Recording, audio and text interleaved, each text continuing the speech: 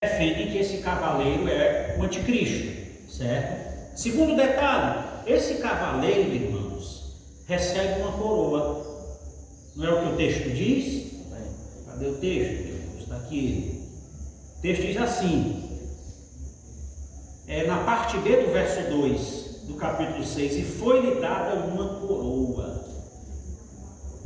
Ou seja, alguém, quando Cristo libera esse cavaleiro, alguém dá a ele um arco e uma coroa.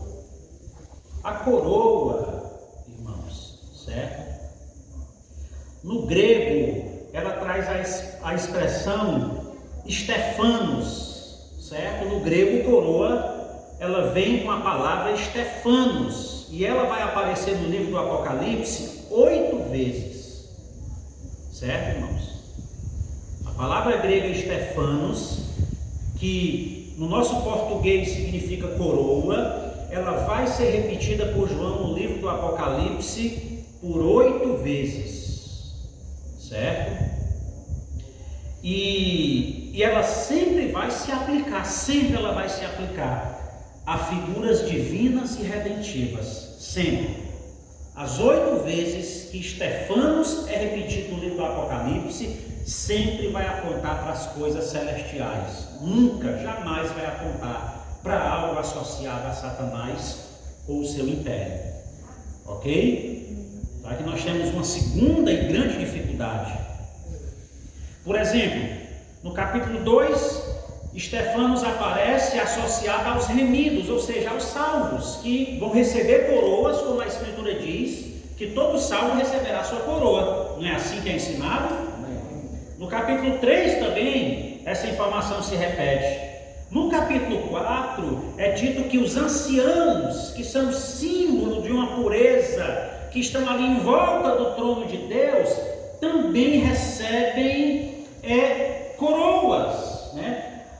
A mulher que dá a luz ao menino, tipificando, né, o nascimento de Cristo, seja essa mulher significando Israel, ou seja essa mulher significando a igreja, isso não vai fazer diferença nesse ponto. O que interessa aqui para nós, queridos, é que essa mulher também é descrita tendo na sua cabeça uma coroa, e lá a palavra grega também é Stefanos, que significa pureza das coisas espirituais, ok? No capítulo 14, o próprio Filho do Homem, ele tem uma coroa na cabeça, e veja que interessante, a única exceção, eu peço você que vá aqui no capítulo 9 de Apocalipse, versículo 7, é a única exceção que nós vamos encontrar de coroa sendo literalmente associada às coisas divinas. Agora tem um detalhe que a gente vai observar. Verso 7. O aspecto dos gafanhotos era semelhante a cavalos preparados para a peleja.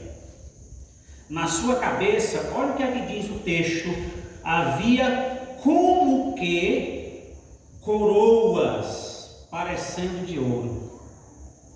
Percebeu que aparece a palavra coroas?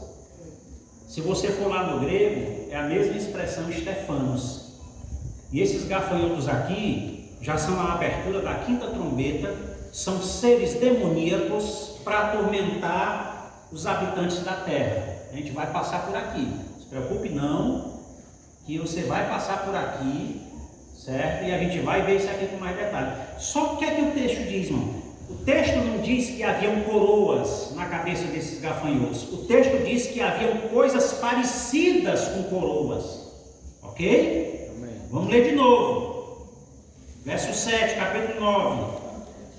O aspecto dos gafanhotos era semelhante a cavalos preparados para a peleja. Na sua cabeça havia como que, né, algo semelhante a coroas parecendo de ouro. Então, aquilo que chega mais perto, irmãos, do reino das trevas, trazendo a expressão, a palavra Stefanos, que significa coroa, apenas diz que era algo semelhante, não real. Amém? Amém.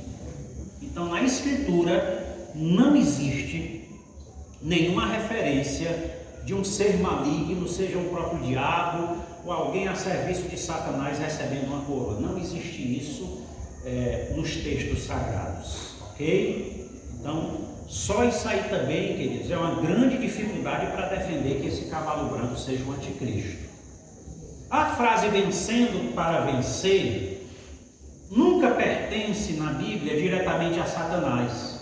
Ainda que o verbo vencer se refira 2 vezes à besta que está a serviço de Satanás, coisa que acontece no capítulo 11 e no capítulo 13. O restante das suas ocorrências aplica-se a Cristo e somente aos seus redimidos. Ok? É preciso notar que João, em todo o Apocalipse, apresenta Satanás como um completo fracassado. Por exemplo, depois, mais tarde, lá na sua casa, se você quiser observar o capítulo 12, não agora, viu? Só depois. O que é que você vai encontrar lá no capítulo 12? João descreve por 5 vezes Satanás como um completo perdedor e não como um vencedor. Por exemplo, no capítulo 12, no início do capítulo 12, João diz que Satanás é incapaz de ferir um menino, é incapaz de matar Jesus quando ele tentou. Ele persegue a mulher, mas não alcança, pois Deus prepara um lugar no deserto para essa mulher e oculta ela da presença de Satanás. Isso vai ser descrito no verso 6 e verso 14. Pela terceira vez, Satanás é expulso do céu, e mais tarde ele tenta submergir a mulher numa torrente, a qual é tragada pela terra, e mais uma vez, pela terceira vez, ele falha. Ele é descrito por João como um perdedor. Isso está no versículo 15 e 16.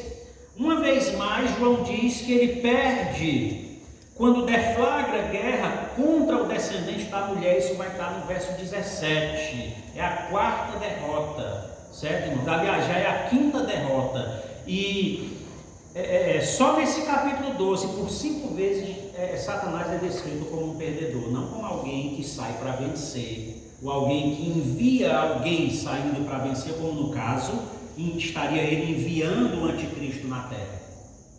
Certo? Então, definitivamente, essa ideia de que o cavalo branco é um anticristo, irmãos, ela não se sustenta pelos ensinos da Escritura Sagrada.